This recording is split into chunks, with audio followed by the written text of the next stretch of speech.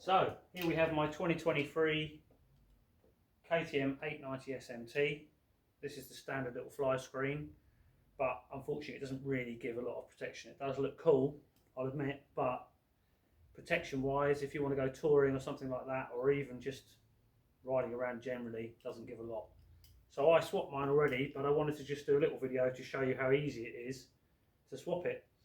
All you need is a T30 torx, and there are not that many screws, but you do need to remember that some of them are different sizes. So you start off at the top here, and there's a little plastic bracket that's held in by two of these screws, and this plastic bracket slides out, and this can be swapped out for a mount that can hold your GPS. So to put that mount on is very easy, it's just two screws.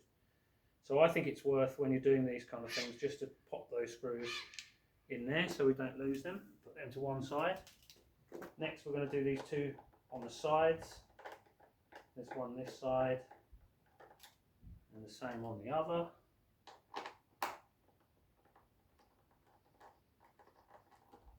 So that's those two, and we'll keep them so we know where they are. And finally there's two underneath, and they're all T30s, so very easy to sort out. Now these two at the bottom, it's worth noting, are shorter. So these two at the bottom are a tiny bit shorter, but that you'll notice if you put them in wrong because they won't fit. So the short ones go underneath. Now that's all that really holds it on, and that sort of slides out and down at the same time. There's two little runners there that it slides up to, and that's the little fly screen off. Now the next bit you need to remove is this centerpiece. Again, it's worth noting where you've got the screws from. So the top two are the same as the longer ones from before. The next ones down are fatter, and they've got a sort of a guide. Yeah, so there's got a different size thread and the fattest guide, so they can only really go in one position. So that's all of those four removed. We're going to put them to one side in the same fashion. Two big ones together, two small ones together, and then this bit just slides off, as the bottom is held in with the same two screws as you already undid. So that's that section gone. Now the other screen has got a new one, which is a different shape, more or less the same at the front there, but a bit longer.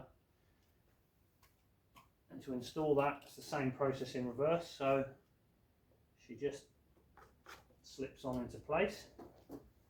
Now remembering you've got your two fat bolts in the lower section, you put those in,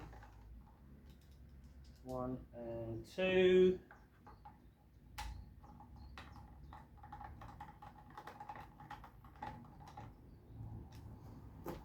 And the two above them.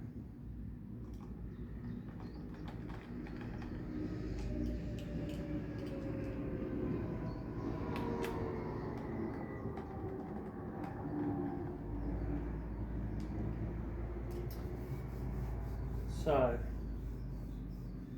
I think at this stage we can reinstall the sliding piece along the top with the two bolts that it came with.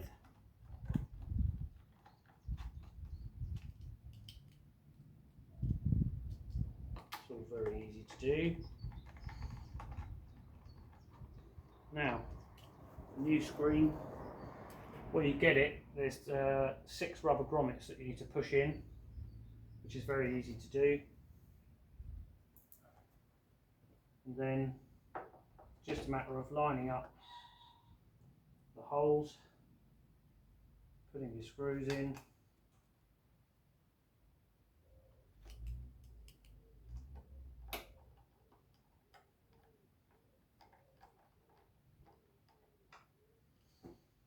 Change sides.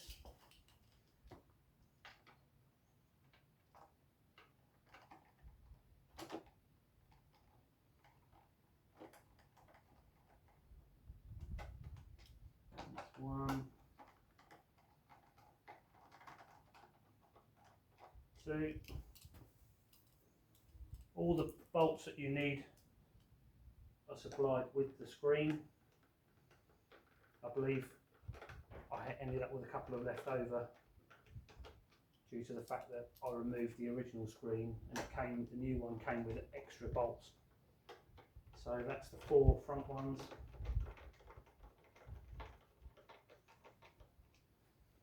And then the 2 that go under here are the shorter ones.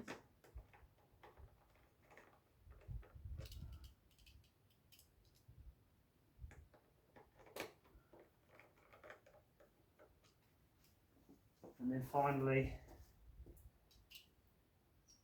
in the side.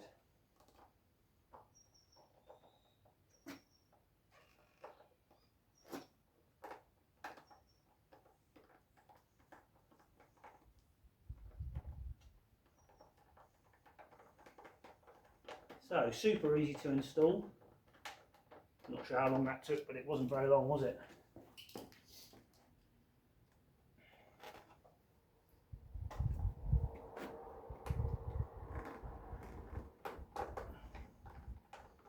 Probably should have lined that up a bit better before I started doing all the bolts up tight. But she's in. And then just to show you the difference, there you are. So you've got 7 or 8 centimetres more protection at the top. It's obviously a lot wider as well. So you get this sort of airflow that will hit your helmet and then it goes around your body. So I think for most riding, that's a good upgrade. Thanks for watching.